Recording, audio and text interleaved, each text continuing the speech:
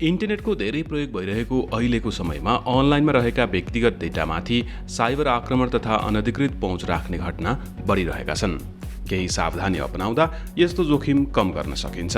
पहिला त विपदको बेला दबावमा परेर अनलाइनमा व्यक्तिगत जानकारी दिन हतार नगरौँ। आफ्नो युजर आइडी र पासवर्डहरूलाई नदिउँ। भाइबर र व्हाट्सएप जस्ता माध्यममा समेत पहिचान नखुलेका व्यक्तिसँग दोहोरो संवाद नगरौँ। त्यस्ताबाट आएका लिङ्क तथा फाइल पनि नखोलौँ। आफ्नो अनलाइन एकाउन्ट अरू कसैले प्रयोग गरिरहेको त छैन, सचेत रहौँ। बलियो र सजिलै अनुमान गर्न नसकिने पासवर्ड राखौँ। बरु पासवर्ड म्यानेजरको प्रयोग गरौँ, एउटै पासवर्ड धेरैतिर प्रयोग नगरौँ। सकेसम्म पाइरेटेड र क्र्याक सफ्टवेयर प्रयोग नगरौँ। सुरक्षा जोखिम हुन सक्ने वेबसाइट नहेरौँ। विश्वसनीय एन्टिभाइरसको प्रयोग गरौँ। वेब ब्राउजरमा एड ब्लक राख्ने गरौँ। जनचेतनाका लागि नेपाल दूरसञ्चार प्राधिकरणबाट जारी सन्देश।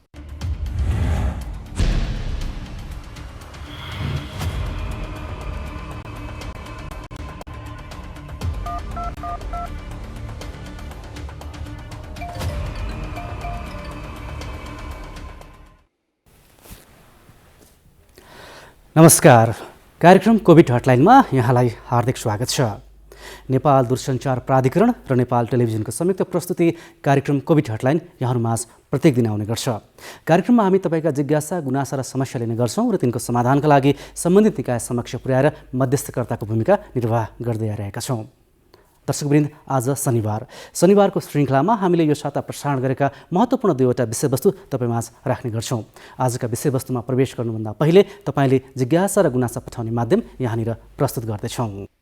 कार्यक्रम कोभिड हटलाइनमा कोरोना भाइरस कोभिड-19का कारण सिर्जना भएका विभिन्न समस्या वा गुनासो राख्नका लागि सम्पर्क माध्यमहरू: फोन, एसएमएस र भाइबरका लागि 98 427 49 075, Facebook NTV response, email ntvcovid19response@gmail.com। दर्शकवृन्द, पछिल्लो समय कोरोना भाइरसको सङ्क्रमण दिन प्रतिदिन बढ्दो छ। यो सङ्क्रमण बढ्दै जाँदा हामी व्यक्तिगत रूपमा सुरक्षित रहनुपर्ने अवस्था छ। किनकि हामीले आफूले थोरै पनि लापरवाही गऱ्यौँ र थोरै पनि हेलचक्राइ गऱ्यौँ भने जति बेला जहाँबाट पनि सङ्क्रमित हुन सक्छौँ। जस्तो सङ्क्रमणको यो जोखिम रहेका बेला तपाईँले व्यक्तिगत रूपमा सरकारले पालना गर्न पछाएका जुन स्वास्थ्य मापदण्ड छन्, जुन कोरोना भाइरसको जोखिमबाट बच्नका लागि, ती मापदण्ड अनिवार्य रूपमा पालना गर्नुहोला। किनकि तपाईँ कहीँ कतै आवश्यक कामले बाहिर जाँदै हुनुहुन्छ भने मास्क प्रयोग गर्न नबिर्सिनुहोला। अरूतर्फ मास्क प्रयोग गर्दै गर्दा तपाईँले ध्यान दिनुपर्ने हुन्छ कि मास्क प्रयोग गर्न लायक हुनुपर्छ। यदि च्यातिएको छ, कतै पाल परेको छ, त्यस्ता मास्कहरू प्रयोग नगर्नुहोला। अर्कोतर्फ तपाईँ घरमा आइसकेपछि, कुनै सतहलाई छोइसकेपछि साबुन पानीले हात धुन र सेनिटाइज गर्न नबिर्सिनुहोला। यो आग्रहसँगै आजको कार्यक्रमको विषयवस्तुतर्फ लागौँ।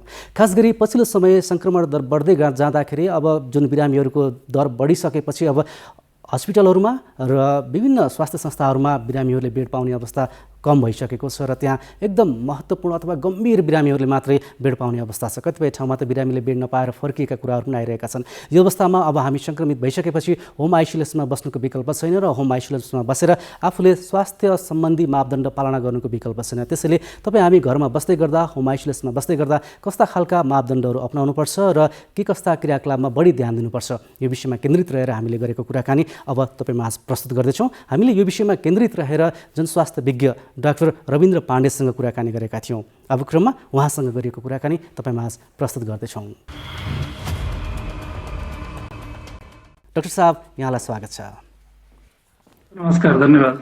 जस्तो मैले सुरुवातमै पनि भने केही कुराहरू, अहिले पछिल्लो समय अस्पतालहरूमा बेड भरिएका छन्। आवश्यक मात्रामा त्यहाँ बिरामी गएर पनि बेड पाउने अवस्था छैन। कतिपय बाहिरै फ्लोरमा बसेर उपचार गर्नुपर्ने अवस्था आइरहेको छ। यो अवस्थामा धेरैको कुरा छ कि अब घरमै हामी सावधानी अपनाउँ, होम आइसोलेसन नै व्यवस्थित गरौँ र होम आइसोलेसनमै बसेर हामीले सकेसम्म उपचार त्यहीँ पनि गर्न सक्छौँ, सङ्क्रमण घटाउन पनि सक्छौँ भन्ने खालको कुरा आइरहेको छ। खास गरी यो होम आइसोलेसन कतिको महत्त्वपूर्ण छ यति बेला सङ्क्रमण बढ्दै जाँदा, यहीबाट कुराकानी सुरु गरौँ। हजुर, अब अहिले गत सालको भन्दा यसपटकको चाहिँ महामारी धेरै सङ्क्रामक र घातक किसिमको रहेको छ। अहिले चाहिँ पिसिआर पोजिटिभ आएको सङ्क्रमित व्यक्तिलाई, धेरै जसो व्यक्तिलाई छातीको एक्सरे गर्दाखेरि अथवा सिटी स्क्यान गर्दाखेरि छातीमा चाहिँ निमोनिया, पानी जम्ने, इन्फेक्सनको दागहरू चाहिँ धेरै देखिएको छ। त्यसले गर्दाखेरि अस्पतालमा चाहिँ प्रेसर परेको छ र अक्सिजनको चाहिँ कमी भइरहेको छ। यो अवस्थामा हामीहरूले सङ्क्रमण भइहाल्यो भने पनि हामी चाहिँ होम आइसोलेसन आफ्नै घरमा बसेर चाहिँ कसरी उपचार गर्ने त्योतर्फ हामी चाहिँ बढी फोकस हुनु चाहिँ जरुरी छ। हजुर। र जस्तो चाहिँ होम आइसोलेसनमा बस्दाखेरि हामीले केही कुरामा हामी सतर्क हुनुपर्छ। जस्तो हामीले चाहिँ तापक्रम चाहिँ नापिरहनु पर्ने हुन्छ। तापक्रम चाहिँ 99.5 क्रस गऱ्यो भने त्यसपछि हामीले पारासिटामोल खान सक्छौँ। पारासिटामोल चाहिँ टाउको दुख्दा अथवा चाहिँ शरीर दुख्दा पनि खान सकिन्छ। त्यस्तै चाहिँ अर्को कुरा भनेको महत्त्वपूर्ण कुरा, हामीले अक्सिमिटर जुन 1200-1500 पाउँछ, एउटा अक्सिमिटर किनेर हामीले घरमा राख्नुपर्ने हुन्छ र हामीले पटक पटक चाहिँ अक्सिमिटरबाट अक्सिजनको चाहिँ स्तर चाहिँ हामीले मापन गर्नुपर्ने हुन्छ। 95 देखि 100 सम्म चाहिँ अक्सिजनको चाहिँ नर्मल लेभल हो। तर चाहिँ कहिलेकाहीँ 94 पनि नर्मल लेभल मान्न चाहिँ सकिन्छ। यदि सङ्क्रमितलाई 94 भन्दा पनि तल अक्सिजन चाहिँ देखियो भने घोप्टो परेर चाहिँ सुत्नुपर्ने हुन्छ। घोप्टो परेर सुत्दाखेरि खास गरेर चाहिँ पेटको बलले सुत्दाखेरि अक्सिजनको चाहिँ मात्रा चाहिँ बढेर आउँछ। त्यति गर्दा पनि यदि अक्सिजनको मात्रा घट्दै गयो र खास गरी चाहिँ 90बाट पनि घट्यो भने त्यो अवस्थामा चाहिँ हामीलाई चाहिँ निमोनिया नै भएको हो भन्ने एक किसिमको चाहिँ हामीले भन्न सक्छौँ। र त्यो अवस्थामा पटक्कै ढिला नगरिकन हामी चाहिँ अस्पताल जानुपर्ने हुन्छ। र अस्पतालमा पनि जस्तो अहिले अस्पताल सबै प्याक छन्, त्यो भएको हुनाले हामीले घरबाट फोन गरेर बेड कन्फर्म गरेर जाँदाखेरि चाहिँ ढिला हुन्छ। त्यो भएकोले हामीले हरेक अस्पतालको चाहिँ फिभर क्लिनिकमा चाहिँ फर्स्ट हामी त्यहाँ जाने। त्यहाँ गइसकेपछि उहाँहरूले चाहिँ छातीको एक्सरे गरेर हेर्नुहुन्छ, आवश्यक पर्ने अन्य जाँच पनि गर्नुहुन्छ। र त्यो जाँच गरिसकेपछि यदि औषधि लेखिदिएर घरमै बसेर खान सकिन्छ भने त्यहाँको चाहिँ डाक्टरले त्यही सल्लाह दिनुहुन्छ। र यदि चाहिँ घरमा बस्न मिल्ने अवस्था छैन, निमोनिया धेरै भइसकेको छ, त्यो अवस्था छ भने उहाँहरूले चाहिँ त्यही किसिमको उपचार सुरु गर्नुहुन्छ। र हामी व्यक्तिले चाहिँ बेड खोज्दै जाँदाखेरि चाहिँ हामीले चाहिँ नपाउन सक्छौँ। तर चाहिँ अस्पतालले चाहिँ पहल गरेर आफ्नो हस्पिटलमा चाहिँ बेड छैन भने अर्कोमा पनि उहाँहरूले चाहिँ मिलाएर चाहिँ रिफर गरिदिनुहुन्छ। त्यो बेला चाहिँ हामी नआत्तिकन धैर्य भएर हामीले त्यो समयमा चाहिँ प्रतीक्षा चाहिँ गर्नुपर्ने हुन्छ। तेस्रो भनेको जस्तो चाहिँ अहिले अक्सिजनको सिलिन्डर चाहिँ किनेर घरमा राख्ने अनि सास फेर्न गाह्रो भयो भने चाहिँ अक्सिजन चाहिँ लगाउने चलन चाहिँ बढेको छ। त्यो चाहिँ एकदम घातक हुन्छ। किनभने अक्सिजनको चाहिँ कमी हुने, सास फेर्न गाह्रो हुने, अक्सिजनको स्तर घट्ने भनेको छातीको निमोनिया भएर हो। र यदि हामीले चाहिँ निमोनियाको उपचार चाहिँ नगरिकन हामीले अक्सिजन मात्रै लगायौँ भने हामीलाई सजिलो चाहिँ अनुभव हुन्छ, अक्सिजनको मात्रा पनि बढेको देखिन्छ, तर भित्रभित्र चाहिँ फोक्सो चाहिँ ड्यामेज हुन सक्छ र अन्य अङ्गहरूमा पनि अक्सिजनको कमीले गर्दाखेरि अन्य अङ्गमा पनि असर पर्न जान्छ र आइसियुमा चाहिँ हामी जानुपर्ने अवस्था उत्पन्न हुन्छ। त्यो भएको हुनाले हामीले कहिल्यै पनि आफ्नै खुसीमा अक्सिजन चाहिँ घरमा लाएर बस्नु हुँदैन। अक्सिजन चाहिँ कति मात्रा लगाउने, औषधि र अक्सिजन चाहिँ कसरी कम्बाइन गर्ने, ती कुराहरू चाहिँ डाक्टरको सल्लाह अनुसार नै गर्नुपर्ने हुन्छ र हामीले चाहिँ घरमा अक्सिजन राखेर चाहिँ बस्नु चाहिँ हुँदैन। डाक्टर साहबलाई यहाँ मैले बिचमै रोकेँ। जस्तो हामीले अब 95 देखि 100 को बिचमा हुनुपर्छ अक्सिजन, अब कोभिड बाहेक अरू कारणले घट्छ कि घट्दैन अक्सिजन, र कति तलसम्म आउँदाखेरि जोखिम मानिँदैन, के हुन्छ त्यो चाहिँ थोरै? हजुर, अब मुख्य कुरो चाहिँ हामीले जस्तो चाहिँ घरमा बस्दाखेरि त हामीले चाहिँ अक्सिमिटरले अक्सिजन नाप्न सक्छौँ। अक्सिजन नापिसकेपछि 92 भन्दा तल छ भने त्यो अवस्थामा चाहिँ निमोनिया भएको छ भन्ने कुरो चाहिँ हामीले बुझिन्छ। त्यो बुझिसकेपछि चाहिँ हामीले अस्पतालमा गएर हामीले चाहिँ चेस्ट एक्सरे, सिटी स्क्यान गरेर हामीले त्यो पत्ता लगाउन सकिन्छ। र त्यो पत्ता लगाइसकेपछि हामी पेनिक गर्नु हुँदैन, किनकि हामीलाई बेडै चाहियो भने पनि अस्पतालले व्यवस्था गर्छ अथवा हटलाइनबाट हामी चाहिँ व्यवस्था गर्न सकिन्छ। एउटा पक्ष त्यो छ। अनि अर्को पक्ष भनेको अहिले चाहिँ सङ्क्रमण चाहिँ व्यापक रूपमा फैलिएको छ। जस्तो चाहिँ अब हरेक ठाउँमा चाहिँ टेस्ट गर्दाखेरि पोजिटिभ देखिएको छ। झन्डै चाहिँ 40% चाहिँ पोजिटिभ चाहिँ दैनिक केसहरू भेटिएको छ। र यो महामारी अलिकति लामो जान पनि सक्छ, किनभने अझै हामी चाहिँ पिकमा पुगेका छैनौँ। त्यो भएको हुनाले हामी चाहिँ सबभन्दा ठुलो कुरो भनेको जनस्वास्थ्यको मापदण्ड हो र हामीहरूले सकभर यो अवस्थामा हामी घरमै बस्नुपर्ने हुन्छ। किनभने सरकारले चाहिँ जुन निषेधाज्ञा लगाएको छ त्यसलाई हामीले पालना गर्नुपर्ने हुन्छ। जस्तो डाक्टर साहब अब हाम्रो हस्पिटलहरूमा बिरामीको चाप बढ्दै गर्दा धेरै मानिसहरू अब होम आइसोलेसनमै बस्नुभएको छ र अब अलिक बढी घनत्व भएको ठाउँहरू काठमाडौँको कुरा गर्नुपर्दा एउटै घरमा अब 2टा कोठा लिएर 4-5जनाको परिवार बस्ने गरेको छ र त्यो सङ्क्रमित भइसक्यो भने होम आइसोलेसनमा बस्दै गर्दाखेरि उहाँहरूले कसरी म्यानेज गर्ने त त्यो विषयलाई चाहिँ त्यो अलिकति जटिल छ नि यो विषय चाहिँ है। अब खास गरेर चाहिँ सङ्क्रमणको चाहिँ बढ्दो क्रममा अस्पतालको चाप पनि एकदमै बढेको छ। अस्पतालको चाप बढेसँगै चाहिँ अहिले चाहिँ अक्सिजनको अभाव पनि एकदमै देखिएको छ र खास गरेर चाहिँ नेपालको तराई क्षेत्रमा चाहिँ अक्सिजनको चाहिँ एकदमै चाप देखिएको छ। यो चापलाई घटाउनको लागि पनि हामीले चाहिँ अक्सिजन सिलिन्डर चाहिँ मुभमेन्ट चाहिँ गराउनु जरुरी छ र यसको लागि चाहिँ हामीले चाहिँ अनावश्यक रूपमा हामीले चाहिँ सङ्ग्रह गर्नु हुँदैन। त्यस्तै चाहिँ अब सरकारी पक्षबाट पनि जस्तो चाहिँ अब रेमडेसिभिर लगायतका चाहिँ एन्टिभाइरल औषधि, जीवन रक्षक औषधिहरू, त्यो औषधिहरू चाहिँ स्टकमा राख्नुपर्ने हुन्छ। मानसिक रूपमा चाहिँ हामी बलियो हुनको लागि हामीले चाहिँ आधिकारिक सूचना चाहिँ ग्रहण गर्ने र विज्ञहरूको सल्लाह मान्ने, त्यहाँभन्दा बाहिरको चाहिँ नन मेडिकल पर्सनबाट आएका जुन सल्लाहहरू छन् ती सल्लाहहरू चाहिँ मान्नु हुँदैन। अहिले एउटा चाहिँ अर्को जोखिम चाहिँ के देखिएको छ भने जस्तो चाहिँ सामाजिक सञ्जालमा औषधिको सेटै राखेर त्यसपछि गएर चाहिँ सङ्क्रमण भएको सबैले त्यही खाइदिने, त्यस्तै चाहिँ कतिपय निको भएका सङ्क्रमितले चाहिँ मैले यो औषधि खाएर निको भएँ भनेर चाहिँ सामाजिक सञ्जालमा राख्ने अनि बाँकीले चाहिँ त्यही नै खाने, त्यो एकदमै विकराल अवस्था देखा परेको छ। र हरेक व्यक्तिको स्वास्थ्य चाहिँ फरक हुन्छ, हरेक व्यक्तिको चाहिँ अवस्था फरक हुन्छ, हरेक व्यक्तिले चाहिने औषधि फरक हुन्छ। त्यो हिसाबले गर्दाखेरि चाहिँ मलाई चाहिँ सुट गर्ने औषधि तपाईँलाई सुट नगर्न सक्छ। त्यो भएको हुनाले हामीले कहिले पनि चाहिँ यसरी औषधि खानु हुँदैन। यसरी जथाभावी औषधि खाँदाखेरि एन्टिबायोटिकको रेसिस्टेन्स बढ्ने अथवा हाम्रो शरीरलाई नै रिएक्सन गर्ने सम्भावना पनि बढी हुन्छ। त्यो भएको हुनाले हामीहरूले आफू सङ्क्रमित भइयो भने आफ्नो चाहिँ नजिकको चिकित्सकसँग अथवा चाहिँ नजिकको अस्पतालमा त्यहाँबाट हाम्रो लागि सिफारिस गरेको औषधि चाहिँ खानुपर्छ र हामीले चाहिँ अन्य व्यक्तिको लागि सिफारिस गरेको औषधि अथवा चाहिँ सल्लाह चाहिँ हामीले चाहिँ ग्रहण गर्नु हुँदैन। त्यो गर्दाखेरि धेरै बिरामीहरू चाहिँ सिकिस्त भएर अस्पताल जानु परेको धेरै घटनाहरू चाहिँ डाक्टरको सल्लाह बिना औषधि खायो भने त्यो औषधिले सन्चो गर्नुको सट्टा झन् गम्भीर बनाउन सक्छ। हुन्छ डाक्टर साहब, समयको लागि यहाँलाई धन्यवाद छ। हस्, यहाँलाई धेरै धन्यवाद। पछिल्लो समय कोरोना भाइरसको सङ्क्रमण बढ्दै जाँदा व्यक्तिगत रूपमा मानिसहरूले औषधि किन्ने र खाने अथवा सञ्चय गरेर राख्ने क्रम पनि बढेको छ। पक्कै पनि तपाईँले यसरी औषधि सञ्चय गर्दै गर्दा आफूलाई चाहिने औषधि मात्र ल्याउनु होला, त्यो पनि डाक्टरको सल्लाहमा मात्र ल्याउनु होला। डाक्टरको सल्लाह बिना ल्याइएका औषधिहरूले बिरामी अझ गम्भीर बिरामी हुने र पछि अवस्था चाहिँ सुधार नहुन सक्नेसम्म पुग्ने डाक्टरहरूको सुझाव छ। त्यसले गर्दा हामीले औषधि प्रयोग गर्दै गर्दा एकदमै ख्याल गर्नुपर्छ, ध्यान दिनुपर्छ। र औषधि प्रयोग गर्दै गर्दा आयुर्वेदिक औषधिको कुरा पनि आइरहेको छ। पछिल्लो समय आयुर्वेदिक औषधि जुन रोग प्रतिरोधात्मक क्षमता बढाउनका लागि प्रयोग गर्ने भनिएको छ, यसरी प्रयोग गर्ने औषधिहरू बढी खायो भने के हुन्छ, कसरी खानुपर्छ र हामीले यो औषधि खाँदै गर्दा के कुरामा ध्यान दिनुपर्छ, यो विषयमा केही जिज्ञासाहरू हामी आज आएका थिए र यस विषयमा केन्द्रित रहेर हामीले आयुर्वेदिक क्याम्पस तथा शिक्षण अस्पताल कीर्तिपुरका डाक्टर विष्णु दयाल प्रसाद पटेलसँग कुराकानी गरेका थियौँ। अब क्रममा उहाँसँग गरिएको कुराकानी तपाईँमा आज प्रस्तुत गर्दैछौँ। डाक्टर साहब, स्वागत छ यहाँलाई कार्यक्रममा। नमस्कार।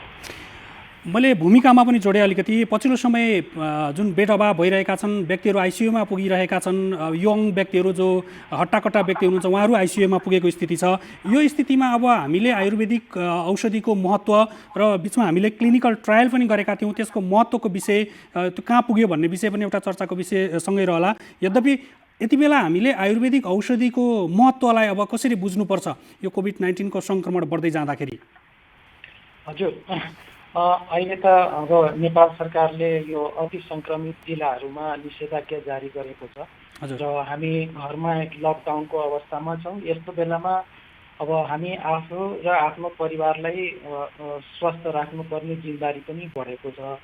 यस्तो बेलामा अब जुन अहिलेको जुन अवस्था छ, परिस्थिति छ, हामी चाहिँ अस्पतालमा बेडहरू नपाइराखेको, अक्सिजनहरूको अभाव भइराखेको र अब हिजैको मात्र कुरो गर्दाखेरि माइल्ड टु मोडरेट केसेसहरूले जुन माइल्ड टु मोडरेट केसहरू छ, माइल्ड टु मोडरेट बिरामीहरू हुनुहुन्छ उहाँहरूको लागि चाहिँ डाक्टरहरूले घरमै बस्नुहोस् भन्ने कुरासम्म पनि भइराखेको अवस्थामा हामी घरमा के गर्ने त भन्ने कुरो पनि यो एउटा चाहिँ विषय बनेको छ। अब सम्पर्कमा डाक्टरको सम्पर्कमा नहुने र उपचार पनि नहुने यस्तो अवस्थामा आयुर्वेदको यहाँले भने जस्तै एकदमै इम्पोर्टेन्स अहिले बढेको छ र हामीले यसबाट चाहिँ उपचारहरू घरमै गर्न सक्ने। पहिला त हामी आफू चाहिँ यो सिचुएसनमा चाहिँ तनावमा चिन्तामा आउनु भएन, हामी चाहिँ स्ट्रेसमा आउनु भएन। यसको लागि चाहिँ हामीले विभिन्न किसिमका जुन मुख्यतः 4वटा हामी भनौँ आफू स्वस्थ रहनको लागि जुन एउटा चाहिँ भोजनको कुरो, खानाको कुरो,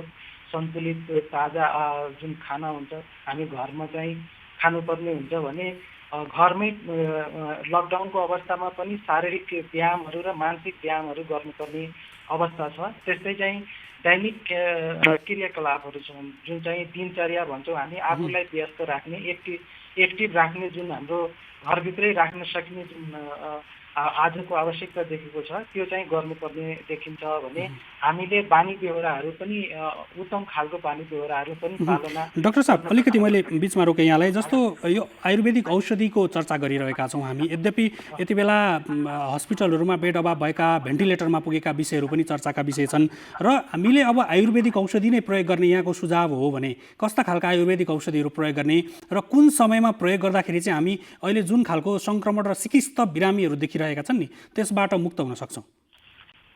यसको लागि चाहिँ मैले आयुर्वेदिक औषधिको सल्लाह दिनु पर्दाखेरि सबभन्दा त हामीले माइल्ड टु मोडरेट जुन बिरामीहरू हुनुहुन्छ घरमा, उहाँहरू चाहिँ आफैलाई चाहिँ आइसोलेट गर्नुभएको छ, उहाँहरूले चाहिँ विशेष त अब यो हाम्रो जिल्लामा र यो पालिकाहरूमा नगरपालिकाहरू गाउँपालिकाहरूमा पनि आयुर्वेद औषधालयहरू छन्, त्यहाँ चाहिँ प्रत्यक्ष सल्लाह लिएर पनि गर्न सकिन्छ। तर मैले यहाँ चाहिँ आफ्नो जुन हामी पनि यहाँ यो यस्तो जुन लक्षण भएको बिरामीहरू आइराख्नु भएको छ र हामीले प्रिस्क्राइब गरिराखेका छौँ, त्यस्तोमा विशेष गरेर हामीले दिने औषधि भनेको यहाँको तीन क्याटेगोरीमा बाँडेका छौँ। एउटा त सबभन्दा पहिला चाहिँ हामीले हर्बल जुन प्रिपरेसनहरू छ, जुन क्वाथको रूपमा काँडा भन्छौँ, त्यस्तोको रूपमा चाहिँ चिया जस्तो पकाएर हामीले त्यसमा चाहिँ दालचिनी, तेजपात,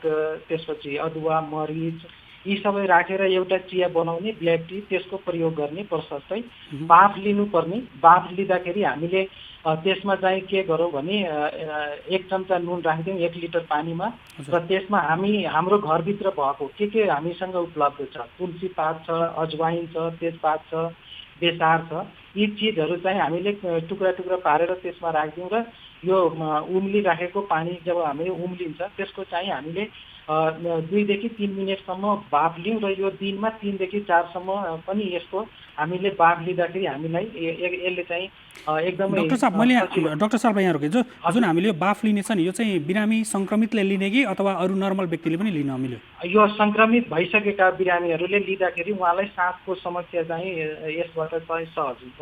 हजुर, अनि त्यसपछि हजुर अरू त्यस्तै चाहिँ उहाँले चाहिँ अब अर्को के गर्नु पर्यो भने पटक पटक कुला गर्नु पर्यो, 3 देखि 4 पटकसम्म यो 6 घन्टाको फरकमा चाहिँ कुला गर्दाखेरि त्यहाँ घाँटीमा हुने भाइरसहरू पनि कम भएर जान्छ।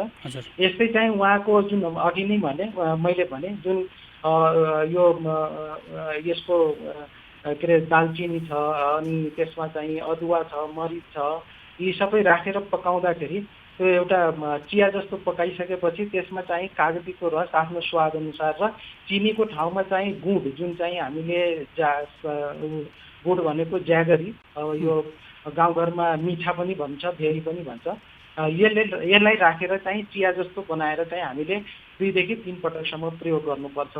र औषधिको रूपमा प्रयोग गर्दाखेरि यो एउटा हजुरको चाहिँ लवङ्गादी बटी छ, 1 गोली 3 देखि 4 पटकसम्म हामीले महसँग प्रयोग गर्नुपर्छ। त्यस्तै 10 मूल चूर्ण छ, यो काढाको रूपमा बनाउँदाखेरि 80 ml जति 80 ml जति चाहिँ खानापछि 2 पटकसम्म प्रयोग गर्न सकिन्छ यसलाई।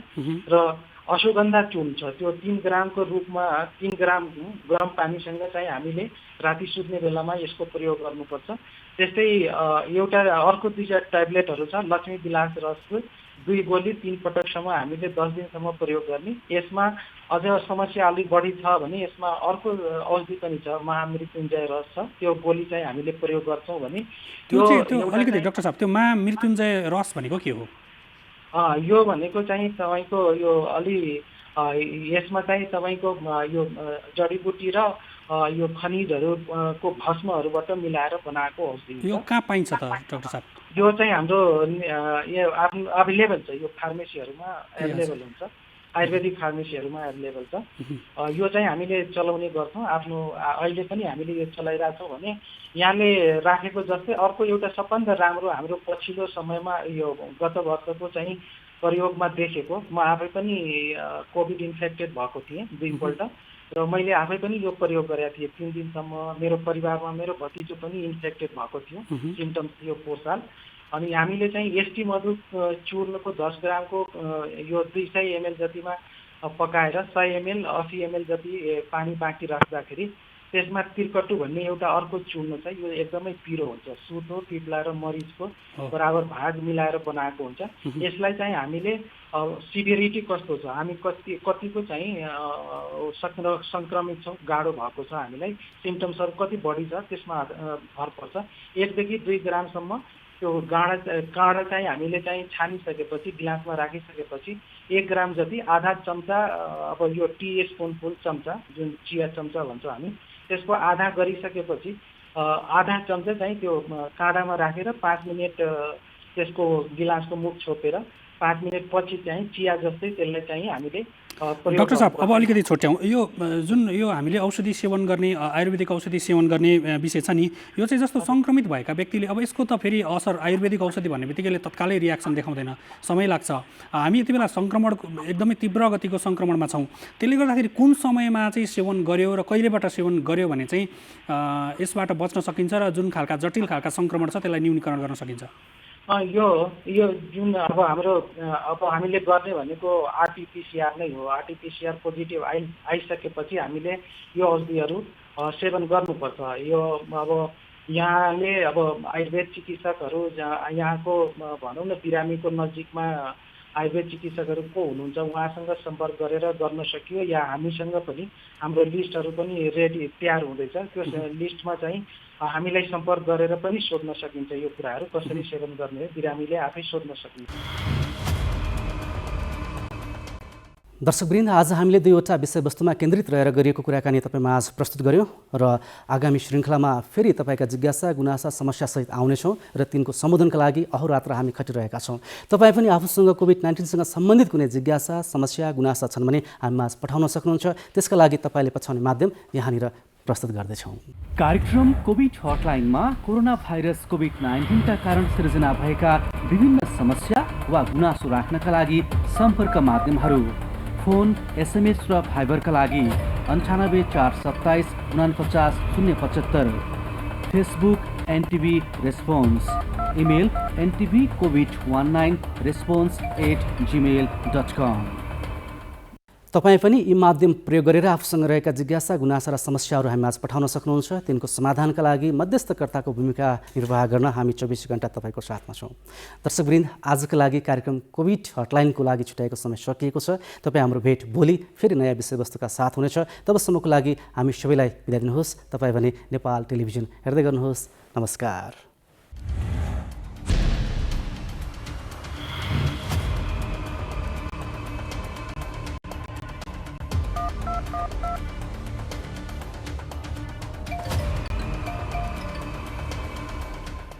इन्टरनेटको धेरै प्रयोग भइरहेको अहिलेको समयमा अनलाइनमा रहेका व्यक्तिगत डेटामाथि साइबर आक्रमण तथा अनधिकृत पहुँच राख्ने घटना बढिरहेका छन्। केही सावधानी अपनाउँदा यस्तो जोखिम कम गर्न सकिन्छ। पहिला त विपदको बेला दबावमा परेर अनलाइनमा व्यक्तिगत जानकारी दिन हतार नगरौँ। आफ्नो युजर आइडी र पासवर्डहरूलाई नदिउँ। भाइबर र व्हाट्सएप जस्ता माध्यममा समेत पहिचान नखोलेका व्यक्तिसँग दोहोरो संवाद नगरौँ। त्यस्ताबाट आएका लिङ्क तथा फाइल पनि नखोलौँ। आफ्नो अनलाइन एकाउन्ट अरू कसैले प्रयोग गरिरहेको त छैन, सचेत रहौँ। बलियो र सजिलै अनुमान गर्न नसकिने पासवर्ड राखौँ।